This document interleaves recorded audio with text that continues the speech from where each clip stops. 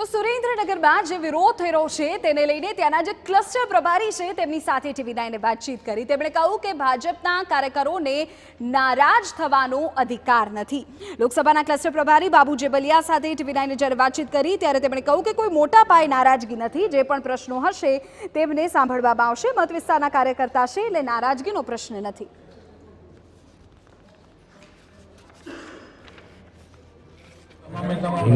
મારી દ્રષ્ટિએ કાર્યકર્તાઓમાં એવી કોઈ નારાજગીનો સૂર મારા ધ્યાનમાં આવ્યો નથી। હું ક્લસ્ટર પ્રભારી તરીકે મારો પ્રવાસ પણ ચાલે છે।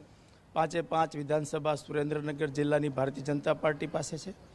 એમાં વધારાની 2 સીટો આવી છે, એક અમદાવાદની વિરમગામની સીટ એ પણ ભારતીય જનતા પાર્ટી પાસે છે અને એક બોટાદ જિલ્લાની ધંધુકા સીટ એ પણ ભારતીય જનતા પાર્ટી પાસે છે। કોઈ વિરોધનો સૂર નથી। સૌ કાર્યકર્તા શિસ્તબદ્ધ કાર્યકર્તા ભારતીય જનતા પાર્ટીના 5 લાખની જે મારો લક્ષ્યાંક આપ્યો છે પાટીલ સાહેબે, એ સુરેન્દ્રનગરમાં અમે પાર પાડી દઈશું।